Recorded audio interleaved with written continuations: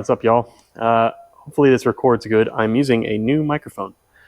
Well, it's not new. My mom got it for me a while back. I think I mentioned it in one of my videos, but the last video I posted, I was watching it. And when I turn this camera around, my audio from my voice kind of goes away a little bit. This is more of a directional mic that's on it. So I'm going to try this out. I did a little test and it sounded pretty good, so now it should all sound the same. But it's the start of the next episode, so it's a mess in here. But I did a little bit of, I watched some videos and did a little bit of practicing on welding. And my original welder, the Hobart that I had, it just stopped working. It looks like the wire feed where the little roller is that feeds the wire is bent somehow. I don't know. Maybe it's just me seeing it wrong. It could be just some settings, but I wanted to get some stuff done, so I ended up picking up another welder. I did some research on super budget welders, and the Harbor Freight Easy Flux 125, I think, was up pretty high, so I got it. It's very lightweight. It doesn't make any sound like the Hobart that I have did. But I actually, I mentioned in the last video that I think the best way to weld these pieces on, I attempted to weld them on the top with that bottom radius in there. Well, I'll just show you. You can see how bad the welds are on my attempts, which this is, I'm sure it can be filled. You know, like I'm sure a good welder could probably fill the gap there, but I can't. I'm not a good welder, so I ended up just chopping it off and making it just two pieces, and that actually made it better because, like I'd mentioned in the other video, the frame is like a C, so it's not welded together, which I learned that is a California frame from what I saw. Again, I could be wrong, but when I was reading, it's overlap welded on one side. So it's there's the inboard side of the frame is lower than the outboard half. So you can see my horrible attempt at trying to weld this, and then I'll show you the other side that I actually did weld pretty good when I chopped it off. So that's what I'm going to be doing today, is fixing this other side. But yeah, here's the terrible attempt at filling the gap in there. Like I said, I'm sure somebody, if they're a really good welder, they could fill that gap pretty well. But this, after chopping it, is what I can get to.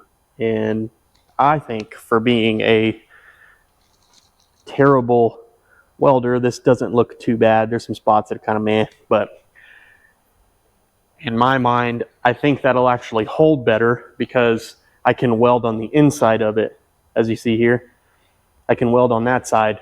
Instead of just being all the way around the outside, I can get it fully on the inside and out welded into the frame. Also, the benefit of that is I can trim that inboard side down like 1/8 of an inch so that it's level, and I don't have to put a thin piece of metal to level it off and try to weld to that thin piece of metal. I can weld to the thicker frame, so the differences in thickness aren't as much. The kit's like 1/4 inch thick. The metal for the kit is like 1/4 inch thick, and the metal on the frame is 1/8. So it's a little bit closer. So that makes it a hell of a lot easier to weld for a mediocre, at best, welder like myself. So I think I can actually get this fully done. I'm going to be doing that today. I'm going to chop my tacks off of the forward stuff that I put on in the original video. I'm going to chalk those off and clean up the frame more, and then get them back in and weld it myself, and start filling in some of the gaps that I have. So yeah, I'm going to get that going. I'm going to record that. I'm going to record just some more work. It was like a 25-minute long video, the last one, and I barely did any work on it. And yeah, I'm going to do something, whether it's time lapse or something for when I'm doing work on stuff. So I'm just going to get something going. All right, so update. I finished welding the other side and attempted to remove the little spacer I had put on this side to originally help with the difference before I decided to do that. And in my cutting off that thin spacer, I cut clear through the frame. So there was a huge hole. and I didn't like that for structural purposes, so I repurposed some of the frame I cut out to make a repair piece. So that's the piece I have. As you can tell, I'm not the best welder, but it'll hold. Yeah, it was a pretty big hole in this area. Tried to fix it up, but just kept blowing through it. So I put that repair piece on there, and it'll be fine. I got to finish up welding on the sides of it. I can do that, and I can trim the other side shackle off. And I'm gonna have to kind of adjust how high I do it. I think I'm gonna have to cut a little bit more off this side than I did the other side because I had to make it all flat. But yeah, after that, I mean, this rear end part should be done. I just need to weld that bottom piece in. But I'm about to go grab a bite because I am starving. So I didn't eat today, which is not a good idea. Remember, people, if you're out here working on your stuff, remember to eat, because passing out into a welding torch or something, it's probably not going to be fun. So I'll go grab a bite. All right, it's the next day. I came out earlier today, of course. I am completely terrible. Again, I've said it 1,000 times, but I'm a terrible YouTuber, so I don't start recording things until I'm done with them. I will get used to this. I'm trying to remind all my friends, because I had my good friends come out, and I need to remind them to tell me to start recording. And, you know, it would be a good time to get some, you know, work done, like work videos. So I've got buddies here. So, but I actually got quite a bit done today. So I ended up finishing welding up both sides of this. So this is done. I still have to do some gap filling here and there with some metal where I messed up on that side. You know, if I end up doing that, to be honest, it's nothing super structural. It's just there to clear the bottom shackle of the leaf spring. So I might do it just to clean it up a little bit. Won't go super crazy with it, just to kind of close the holes up. But the front side, though, that's pretty much almost done. I'm not a professional welder, but I did do some little practicing and actually watched a video. It was like a video of top 10 things you're doing wrong when welding, and I did every single one of those things wrong when I was trying to do it myself. And ever since I changed that, that's, you know, what helped me get better welds. And so I took the time today I finished up the back, and I got both of the fronts cut out again, got it cleaned up and welded. So they're almost all done here. So those welds don't look the prettiest. I've noticed as I start to get tired, which is probably common, as I start to get tired from doing work all day, my welds look worse. So this one, I'll show you this one because it looks the best, but that one there. So it's not perfect welding, but it will hold. I mean, it's welded on both sides all the way up. It'll be strong as the frame. So I've got both sides cut out. There's a little section I need to finish welding, that hole in there. And then some of that bottom, I kind of got, that was like my last weld of the day, and my back is going out. So there's some gaps in there where I burnt through because I was holding in one spot too long. But I'll clean that up, kind of cut it back down, and try to get that gap closed up and weld it again Monday when I come back out. So yeah, we got quite a bit done today. I mean, once I get that welded, this is done. So the whole rear end for the rear leaf springs is done. So I can do my final like clean up on the frame, get some of this, more of this red paint off. And then I'm putting probably going to just throw down a coat of some self-etching primer. And then roll on my Rust-Oleum stuff that I've done a few times. It's kind of like Pour 15, but not $1 billion a can. So, and that will seal everything in as it is, and just kind of obviously protect from rust. I wish that I could have I was going to make a tool to go inside of the frame to clean up the inside of the frame because it's full of crap. But the one thing I didn't think about was inside of the frame, there's a bunch of supports, I guess, on the inside, so I can't make it all the way down. So we're just gonna drive it. I cleaned out what I could from this section. There was a ton there, so I think it all just kind of pulled up here before this hoop. So I cleaned out all of that. I did put a borescope down in there to see. I mean, there's still rocks and stuff in there, little rocks, but whatever. I'm not, it is a big deal because of rust and damage and blah, blah, but it's a 70-year-old frame. I'm not nut and bolt restoring this thing. I guess I kind of am, but I'm not like full on doing everything to it. So the only way to get that stuff out I can think is to cut holes in the frame on the bottom and suck it all out. And I just don't want to do that. So a lot of it will stay. We'll call it character. Character and adding weight in the rear for traction. No, I'm just kidding. But so yeah, I mean, it's pretty much done. Once I get that little section welded on that left side on Monday, I will be ready to put the rear end in. So once I get that in, it's just going to be kind of a home stretch thing. So it's just kind of throwing parts on it. I know I said at the end I was going to do brake lines the other day, but then I really wanted to get this rear end done. So I kind of did some online YouTubing on how to weld. So I got that done. And then once I paint it, doing the brake lines, I'll take them back off so I can get everything mounted where I want to, which I think I've said it before, but I'll say it again. So it's going to come from that hole you can kind of see there, that mount. Normally the factory one is here, but to me it makes more sense the master's there. So I don't have to make I don't have to make 2 runs across the front cross member of the frame.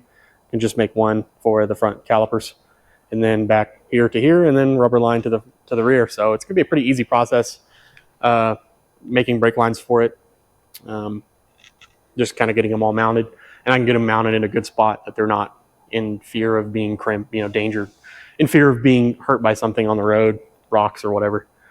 So yeah, I'll do that on Monday. I'll get that finished up welded, and then Monday is just going to be some cleaning probably after I get that welded.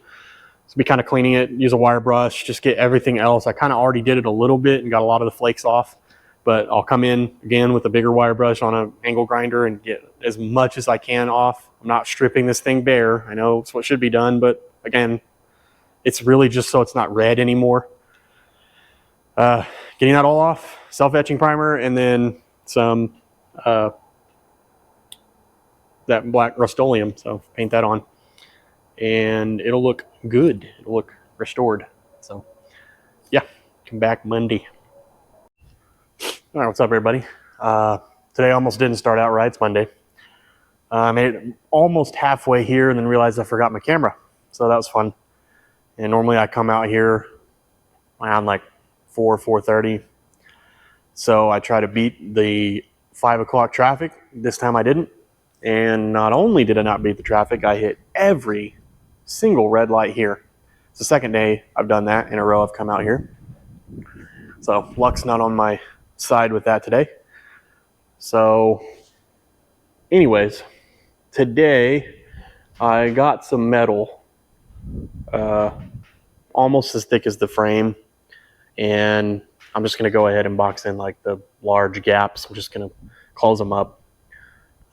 If the gap is too small to put a piece of metal in there but too big to weld, I'm leaving it.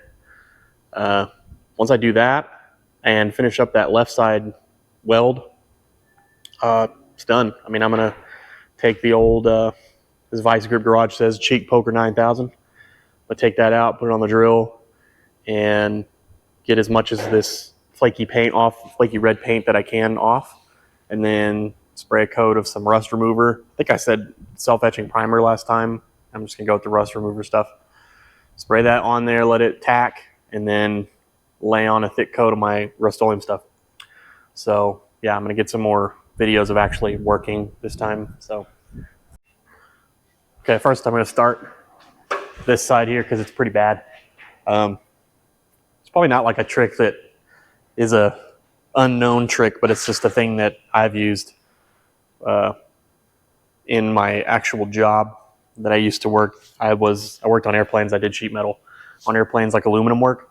And if I had a piece like this where it was just kind of a weird shape and measuring it would just take forever, you just take a piece of cardboard, put it up there, and then push on it, and that'll give you your outline of whatever section you're trying to make a little filler piece or patch or whatever for. And that makes it a lot easier to do all that with, so you don't have to go measure everything 1,000 million times and figure it out. So look at this. We got a piece of cardboard right here. Let me use the thicker stuff too. Makes it easier to get your shape.